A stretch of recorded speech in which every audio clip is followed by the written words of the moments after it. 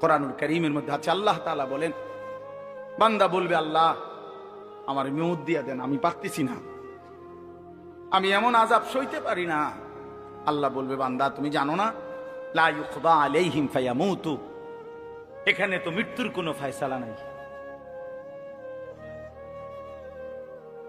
বান্দা বলবে আল্লাহ তাইলে আমার আযাবটা একটু হালকা করে দেন, আমারে মাসে একদিন বিরতি দেন, আমারে 24 ঘন্টার মধ্যে 10টা মিনিট একটু জিরাইতে দেন, আমি যে আর পারছি না এই আগুনে। আল্লাহ বলেন, না বান্দা, ওয়ালা ইউখাফফাফু মিন আযাবিহা, না বান্দা, 1 সেকেন্ডের জন্য এই আযাব হালকা করা হবে না। জাহান্নামী বলবে আল্লাহ তাইলে আমারে দুনিয়ায় দেন, আমার কুদ্দু যাইতে দেন আমার দুনিয়ায়, আমি এবারে গেলে নেক আমল করব। আল্লাহ বলবেন, না বান্দা, না না, ফেরত যাওয়া যাবে না, ফেরত যাওয়া যাবে না। ওয়ানাদাউ ইয়া মালিকু লিয়াকদি আলাইনা রাব্বুক, কোরআনুল কারীমের মধ্যে আছে, জাহান্নামী আল্লাহর কাছে বলতে বলতে, নিজে আল্লাহর কাছে চাইতে চাইতে যখন হতাশ হয়ে যাবে, এবার আল্লাহকে নিজে না বলে জাহান্নামী এবার জাহান্নামের ফেরেশতাকে ডাক দিবে। জাহান্নামের ফেরেশতার যিনি প্রধান ফেরেশতা, ওনার নাম হচ্ছে মালিক।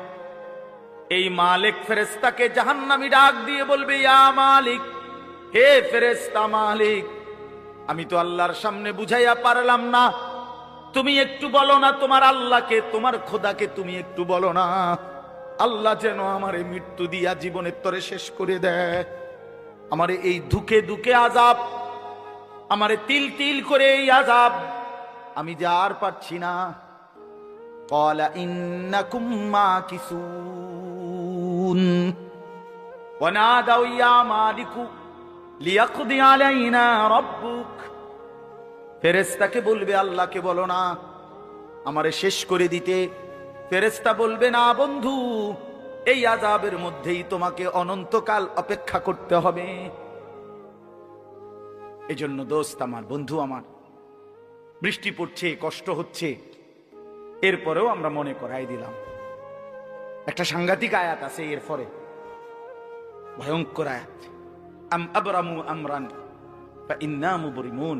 যুবক ভাই শোনো, বিশ্বাস করো ভাইয়া, আল্লাহ বলছে, নাফরমান, তোরে কেমনে শাস্তি দেবো আমি ঠিক করে রাখছি, তুই বাঁচবি কেমনে তুই ঠিক কর।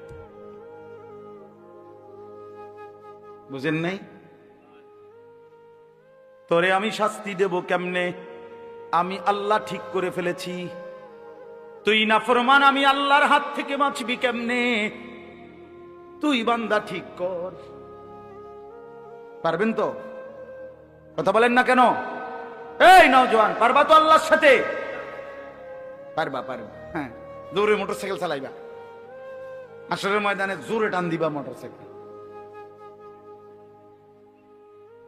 আল্লাহ আমাদেরকে মাফ করে দেন। আমার ভাই চেহারা দেখলে বোঝা যায় ভাইয়া, আমি সাফ সাফ কথায় বিশ্বাসী। এই নওজোয়ান, এতগুলো ছেলে দেখলে বুঝাই যায় নামাজ পড়ছো না অনেকেই, অধিকাংশ। চেহারাই প্রমাণ করে ভাইয়া, কেন জিন্দেগি নষ্ট করে দিচ্ছ, কেন জীবন শেষ করে দিলা? রাসূলুল্লাহ সাল্লাল্লাহু আলাইহি ওয়াসাল্লাম শেষ পৃথিবী থেকে জিবরাইল দাঁড়ানো, আজরাইল দাঁড়ানো, এখানে আম্মাজান আয়েশা নবীজির স্ত্রীর বুকে মাথা দেওয়া নবীজি সাল্লাল্লাহু আলাইহি ওয়াসাল্লাম আর নড়তে পারে না, শরীরটাই নাড়াইতে পারতেছে না, আর শেষ অবস্থা। আল্লাহর নবী সাল্লাল্লাহু আলাইহি ওয়াসাল্লাম আয়েশা রাদিয়াল্লাহু তাআলা আনহাকে বলছে, আয়েশা, জিবরাইল আজরাইল দুইজনই আমার সামনে, আমি চলে যাচ্ছি আয়েশা আমার মালিকের কাছে, এই এখনই আমার রূহ কবজ করবে। আমার উম্মতের জন্য আমার আখিরি ওসিয়ত, আমি মৃত্যু পথযাত্রী হিসাবে শেষবারের মতো তোমার মাধ্যমে আমার উম্মতকে বলে গেলাম, আসসালাত, আমার উম্মতরে বইল নামাজ ঠিক রাখতে।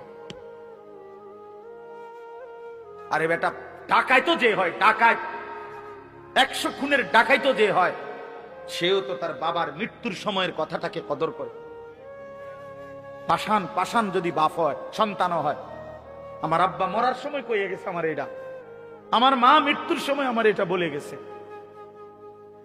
মৃত্যুর সময় বলে গেছে।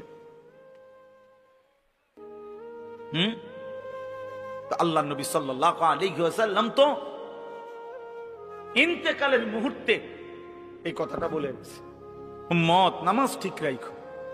পাকিস্তানের বিশ্ববিখ্যাত বুজুর্গ হযরত মাওলানা তারেক জামিল সাহেব তিনি বলছেন বয়ানে, হাসরের ময়দানে আল্লাহ তাআলা নবীর উম্মতের আমলনামা নবীজির সামনে রাইখা খুলবে। নবীজি সাল্লাল্লাহু আলাইহি সাল্লামের উপস্থিতিতে আমাদের প্রত্যেকের আমলনামা আল্লাহ তাআলা খুলবেন, দেখাবেন। তো নবী সাল্লাল্লাহু আলাইহি সাল্লাম যদি আমলনামাটা নিয়া ভাইয়া পৃষ্ঠার পর পৃষ্ঠা নামাজের সেজদা না দেখে 365 দিনের একটা বছরে কোন দিন তুমি ফজরের নামাজ একদিনও পড়ো নাই, আল্লাহর নবী খোদার কসম তিনি বলছেন আল্লাহর নবী নিজের চাদর সরাইয়া ফেলবে পিঠ থেকে। নবী চাদর সরাইয়া পিঠ দেখাইয়া বলবে, উম্মত তুই আমার পিঠটা দেখ, আমার পিঠটা তায়েফের পাথরের আঘাতে চালনির মতো ছিদ্র ছিদ্র হয়ে গেছে।